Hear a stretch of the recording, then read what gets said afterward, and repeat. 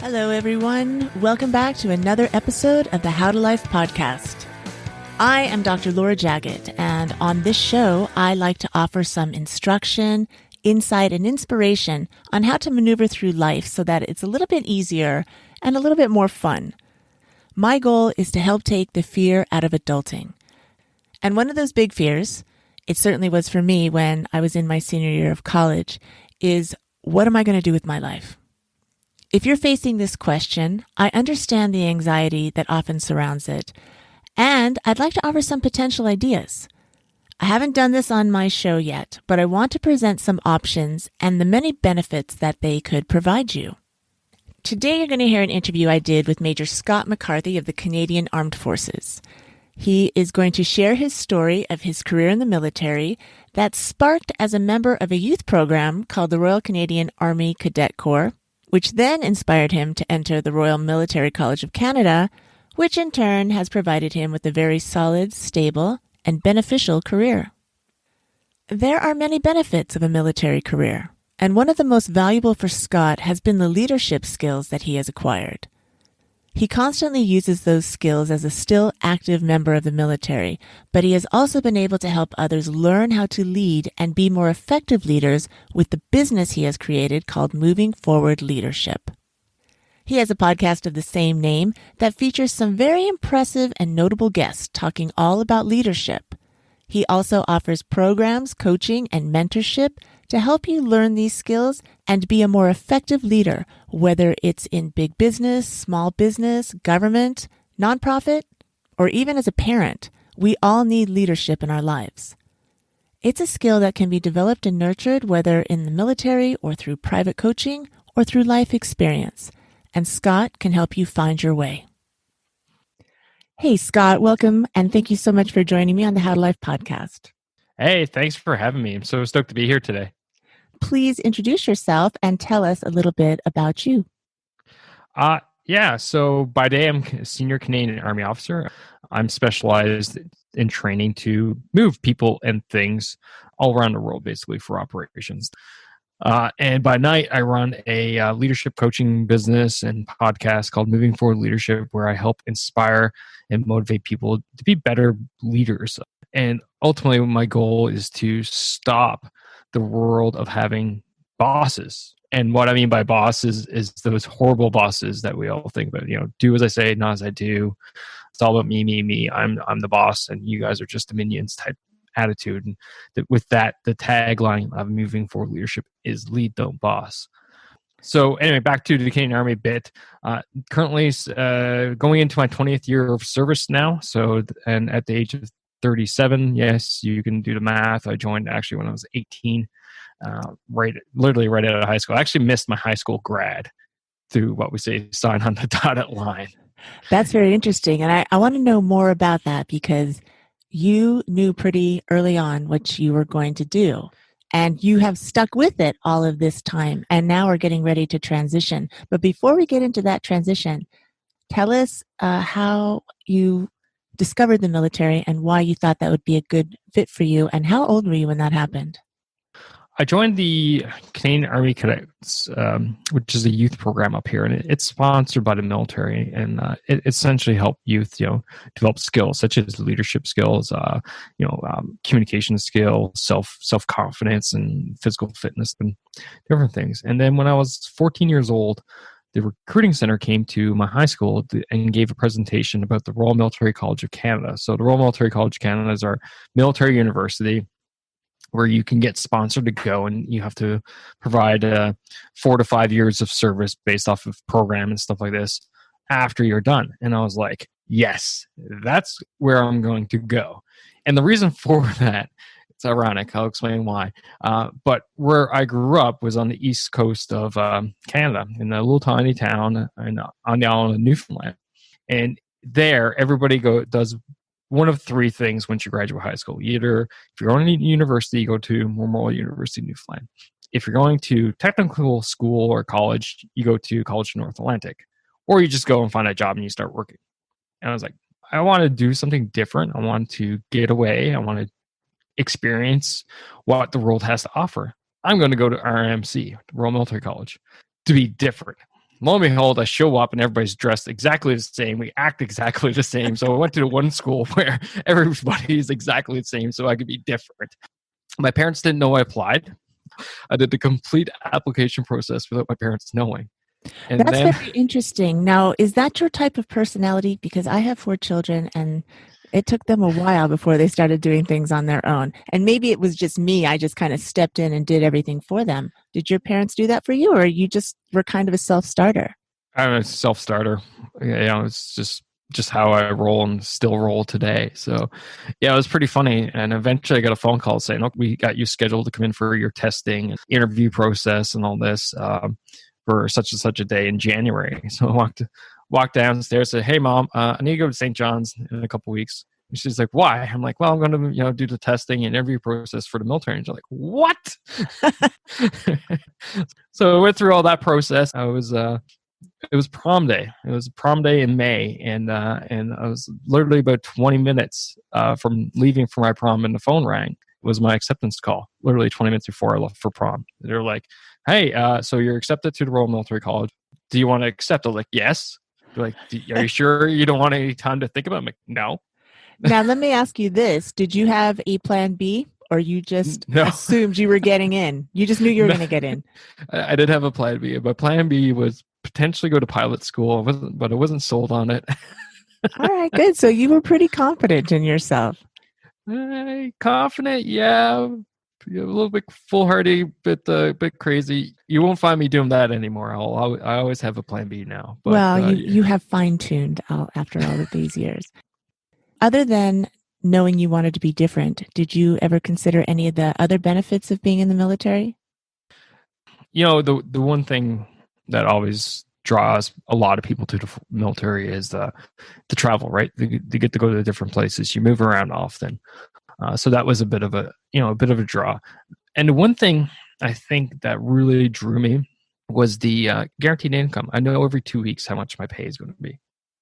So growing up, my father was a construction electrician, and sometimes things were good, and other times things weren't good. And I think that kind of shaped me into, what, I want to make sure that for my life I have a constant, steady income. I'll trade the constant, steady income and certainty for potential higher income, but less certainty. So I think that was also another big draw for sure. What were the first years of military school like? All the years are different going through RMC. The first year is the toughest year. So we take in about, I think, around 150 or 200 applicants. And by the end of the first year, we lost about 20%. And when I say lost, I mean people dropped out. And so we're talking about physical fitness sessions twice a day. You have your classes, you have inspections, you have a lot of pressure put on you. And it's tough. It was tough for me. But you bond quickly with those that are in your fight. So your little group of people, you learn to lean on each other to get through the tough times. And the first year by far is the hardest year. Is that first year designed to sort of weed out the ones who aren't serious? I would think so for sure. And as well, there's a little bit of a, I guess, added benefit that you have until the first day of classes second year to request a leave and not have to pay back. But once you hit that first day of classes second year and you decide to quit, now you're paying back your tuition, the cost of courses, your salary, everything up until that point. So you are offering service in exchange for everything you're getting while you're in the academy. Yeah, exactly, right. So it's basically a year of service for a year of schooling. So anyway, the first year is a tough year. The second year we like to refer to as the forgotten year. Sometimes they like when you're in second year, it's like, man, I haven't seen you for months. Like, I know, it's great. Second year is like complete 180 from the first year. And then third year is when things start getting serious again. Within the college, there's a hierarchy, a leadership system, like a rank system internal to the college. That's where those things start coming into play, and you start getting a bit more experience. You get more responsibilities added to you, because essentially the college cadets, manage themselves. They lead themselves. There are commissioned officers who oversee the squadron stuff, but there's a lot of responsibility placed on the cadets themselves to develop their leadership skills. And in fourth year, it's basically, you're counting down the days till grad. And literally in the mess hall, the dining hall of the college, there's a big wooden plaque. Like saying this thing is massive, and it has a countdown. And the first person in the mess for breakfast every day, the job is to change the number of days on that to count it back down. After the graduation parades, when fourth years commissioned into officers, whoever is a third year turns into fourth year. So the first new fourth year into the mess will go in and turn that sign from 000 to 365 or whatever the number is until the grad parade for the following year. What is your rank when you come out of military college? You come out as a second lieutenant, but second lieutenant is basically the starting rank. And where do you go from there? You graduated, now what? So it depends. Everybody's a little bit different. Depends on your occupation, depends on your training, where you're at in your training. So for me, I was posted to my first unit in Edmonton, got settled in there for literally like 2 or 3 weeks, and then flew into Borden and spent the entire summer there on training to finish up my trades qualification. Now, you had said everyone has different occupations. What kind of things are you doing in the military? Because when I think of military, I think we're just learning how to be soldiers, but you're learning different skills. Yeah, so you got your general occupations that you think of when people say army, thinking of the guys shooting the big guns that are known as artillery pieces, the tanks, right? The armored officers, the infanteers, right? The combat soldiers. But there's people like myself, logisticians, who do all the support. There are communication specialists who set up all the radio and computer networks. There are healthcare people, where my wife works in, and all the different occupations in there. And go outside of the Army and go into the Air Force. Obviously, you got pilots, but you also have airspace operators, controllers, who can do some pretty wild and cool stuff. You have air weapons controllers, that their responsibility is to help coordinate all the fighters and keeping them from running into each other in the airspace. You have naval officers whose jobs are to, control the weapon systems on the large ships, navigate the ships and stuff like that. So there's tons of different occupations out there for the forces. So you declare a major, so to speak, like you do in regular university. You decide which area you want to go into. You get to decide. You're not placed. Yeah, so you have to obviously qualify for the major that you want, just like any other university. But the difference for the military university in comparison to civilian is that you're guaranteed a job when you come out.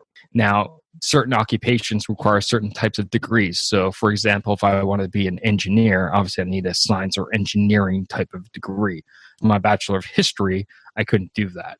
So there's that limitation. But overall, yeah, we do have a number of different types of degree programs out there that people can pick from, and then based off of that, the selection of occupations, which lines up with a test that you do when you first get in, called the aptitude test, and that kind of says, okay, you have the aptitude to do these occupations but not those. So there's a couple of factors that come into play here between the aptitude test, your degree, and then to say what kind of trade that you want. So what did you do when you were done with school? So as I said a little bit earlier, I was posted to one service battalion and a transportation company. So I became a transportation officer. Yeah, I was about 24 years old, and I was placed in command of 80-odd soldiers as a transportation platoon commander. And we ran trucks all over Western Canada and into Eastern Canada, millions of kilometers per year, driven by my guys. So that was a great first posting, great first opportunity, and especially to develop my leadership skills. Because you were in charge of 80 soldiers. Yeah. And these soldiers were enlisted soldiers. They didn't come out of the military college. Correct. Yeah. Yeah. So in the military, we have two classifications of members, the enlisteds and then the officer corps. So the enlisteds are the ones who, have the trade skills, have the technical knowledge of doing the various jobs and stuff like that, whereas the officer corps is more the administrators, the planners, the organizers. Now, when you enter the military, are you always going to get deployed at some point?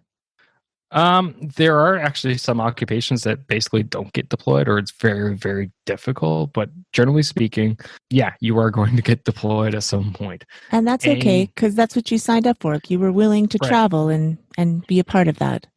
And essentially, that's what we're here for. The forces is here for the defense of our nation. And the defense of our nation starts 5,000 miles away from home to help keep the world a better place. So if country X is in turmoil and we can help stabilize it so that doesn't spill back home, then that's where we come into play.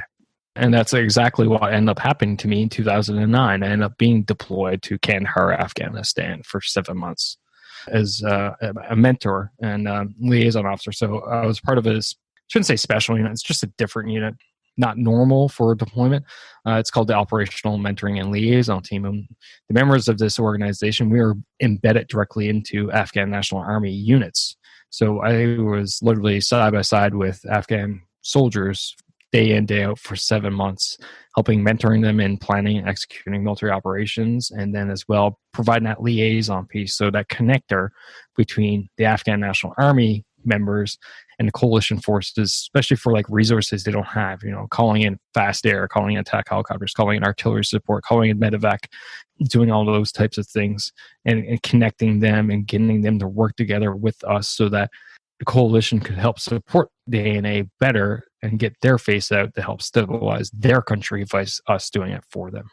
And your leadership skills prior to that is what put you in that mentorship position?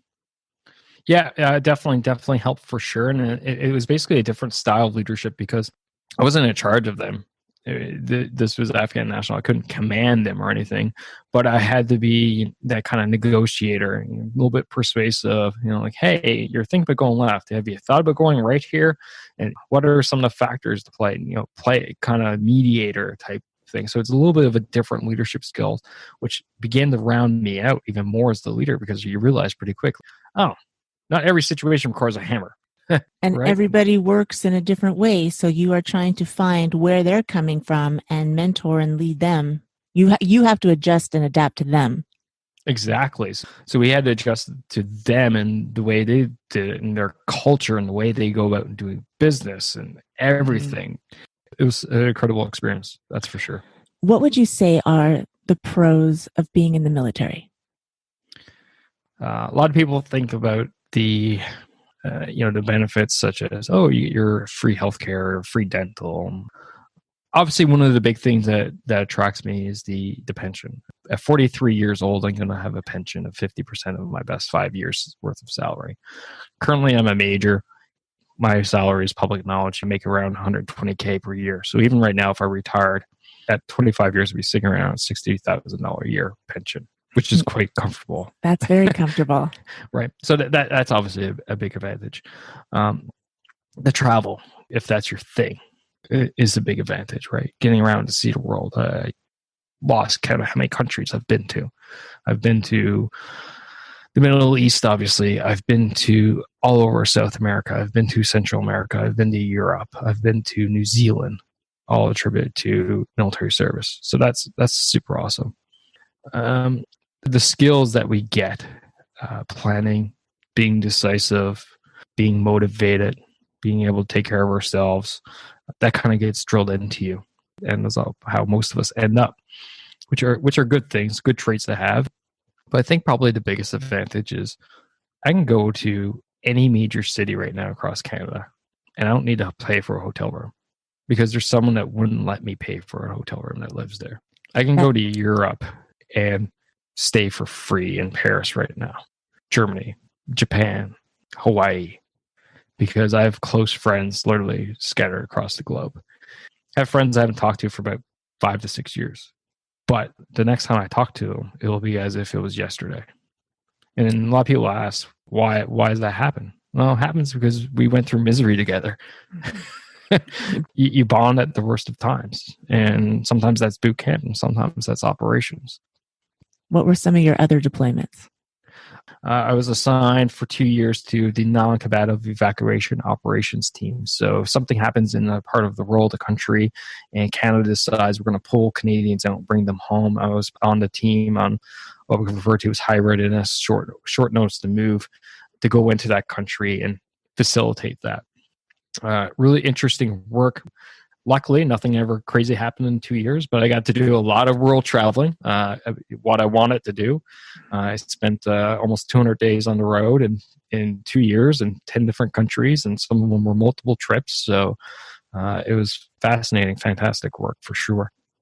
And you were acquiring some heavy duty leadership skills, negotiation skills, mediating skills, and just rounding out your own personality, which then put you in the direction of starting this side hustle that you're doing these days. Why don't you tell us a little bit about that? Moving forward leadership started as a hobby because when I started it, I was essentially a single dad. My wife was selected for medical school, so she was on her way to becoming a doctor, and she was going through the residency program when our son was 1. And I essentially often was a single dad, so I was like, I need something to do at night, and I felt like I needed just some kind of creative outlet. At that time, on top of that, keeping with the leadership theme, I was also commanding a squadron, a military squadron now of 200 soldiers as well. What I didn't realize at that time was it actually started back in Kandahar, doing that mentoring. That's when the coaching, because that's what I did a lot. When I left Kandahar, came home to Canada, they posted me to one of our training centers. So I spent another 4 years teaching and coaching and helping inspire new people as they came through the training system to become transport officers like myself. So I said, okay, let's try this. Let me try this leadership podcast out. And I just was doing it for fun. But then it's natural me is to not leave things how they are. Whenever I touch something, I was like, well, how can we make this better? So it was just a progressive improvement. And as I looked into it more, I realized exactly what kind of defines me a little bit. And that's a term called Kaizen, which is continuous improvement. So that's exactly how, 1, the podcast occurred, but 2, it's actually even the essence and the meaning behind moving forward, continuous improvement of leadership skills. And even now, I've realized that from episode 1 till about episode 80, I was learning more, continuously improving my skills. And that was part of the goal, was to me become a better leader so I can take those skills and put it on. And the 2 years I spent in command, I was learning things in interviews, and I would come back, go to work the next day, and start applying those. And I remember one day, one of my captains, God, boss, where do you come up with this stuff? And I kind of chuckled to myself, like, oh, only if you knew, I just interviewed a Navy SEAL commander over yesterday. They didn't know what I was doing on the side. So I was just continuously improving. And now what I've realized is, in leadership, that I refer to as the 3 domains. And the 3 domains are leading yourself. So how do you become the best leader possible? How do you become the best person possible?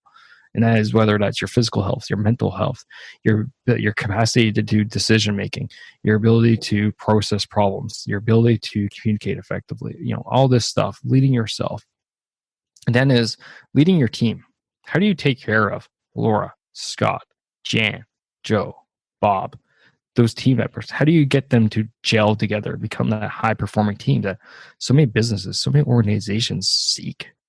How do you get them to take care of each other, have each other's backs when time is rough, have your back as a leader when time is rough? And then finally, how do you lead the organization? How do you make it hit peak output? What is peak output? How do you make it more effective? How do you make it more efficient? How do you develop that culture of high performance, of accountability, of cohesion and acceptance, and all these other things that these high performing organizations have, such as Apple, such as Google? How do you go about doing that? And that's where the podcast has now landed since probably around episode 80 or 90. And we're into, oh God, I think I record 145 episodes now. And over 100 interviews of world class guests, from naval SEAL commanders to former CEOs and 30 under 30s, and just talking leadership in terms of leading yourself, leading your team, and leading your organization. Would you say that your time in the military has really helped refine your 3 domains?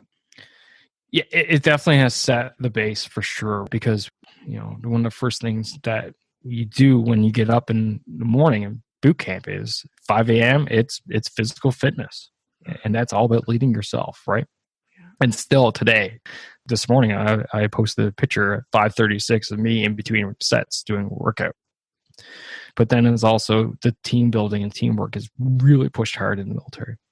And then as you progress in rank, you start learning more about the organization's need, and how to run the organization as an institution, but looking even beyond the people and understanding as you take care of the organization, you're also taking care of the people within it. So you are currently still in the military. Correct. Yeah. And you have this side business, Moving Forward Leadership. It's coaching and a podcast. What is your goal for that? The goal for that is to eventually, when I retire from the forces, to move into it full time. Who's your target audience? I like to say anybody and everybody, because honestly, everybody needs leadership. And I'll tell you, I'm currently a coach in a men's online group of fathers. And I speak leadership, and I speak leadership in terms of being a parent as well. So I always say anybody and everybody can use leadership skills. Obviously, the show is a bit more geared towards people in business, right? And middle managers, people who are learning, promote it into a leadership role and starting to learn the ropes and going, I need some help here, and no one's willing to help me at work. But the reality is it applies to everybody. You just have to take that leadership overlay and look at it in your situation. So one night I explained the leadership style spectrum from being very hands-off to completely and utterly direct, and everything in between. And not only did I put it in context of business, I also put it in context of being a parent. And I had feedback the following week from actually someone who's a grandparent and said, I used this week. I actually thought about the spectrum and where I needed to go in this specific situation. So everybody needs it. It's for everyone, regardless of what you do, who you are. If we, as human beings, have better leadership skills, then there's going to be no one left behind. Because we're going to take everybody, inspire everybody to come up to our level, to come with us. And people won't be beating other people down, because that's what bosses do. How can people find you, Scott? Movingforwardleadership.com is my headquarters, essentially. If you want to subscribe to the podcast, it's really easy. Just go to movingforwardleadership.com/subscribe. And for your listeners out there, if you want a free copy of my ebook, The 9 Foundations of Leadership, which is, if you're really starting out or you have been in a journey and you just want to kind of get more familiar and have more of a theoretical understanding of what it is that we do as leaders, then go to movingforwardleadership.com/download, and you'll be able to grab a free copy of that ebook. If you're interested and you don't know where to start, you don't know where to go, then come and just book a discovery call on my website at movingforwardleadership.com/book. And let's just have a talk and see where we can get you going, in what direction you can go.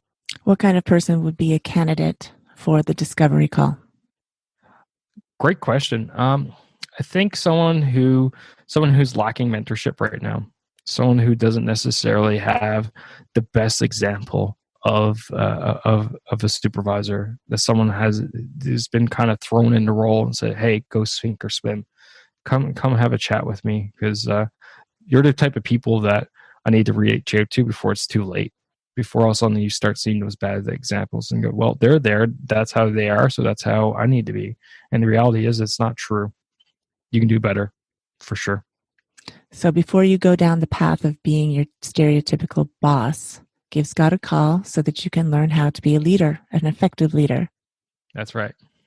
And I'm going to put all of those links in the show notes on my website so that everyone can go there and find Scott McCarthy. Scott, thank you very much for joining me today. I really appreciate your wisdom and your knowledge and your story that you shared with us. It's very inspiring. Oh, thanks for having me, Laura. It's my pleasure and honor to be here on your show and discuss this with your audience. I hope this interview brought some clarity, or at least opened your eyes to a possibility or a potential. Or if you needed some guidance on how to be a better and more effective leader, I hoped it showed you the way to achieve that. Scott is available to help you in any way. You can find his contact information and all his links at howtolife.com/029. Feel free to contact him. He is more than happy to help you out. If you like this show or any of the shows, please take a moment and hit the 5 stars on Apple or whatever your platform is. If you have time to leave a positive review, that would be so appreciated. Some of you have left such nice reviews, and I want to thank you very much for your kindness and support. Those reviews have really helped me and this show tremendously. Please subscribe to How to Life, the podcast, or the Mom and Ours on my YouTube channel. Both are housed on my website, howtolife.com. You can also follow me on Instagram at howtolifenow, or on Facebook, I'm under Laura Jaggett. Or you can send me an email to drlj@howtolife.com.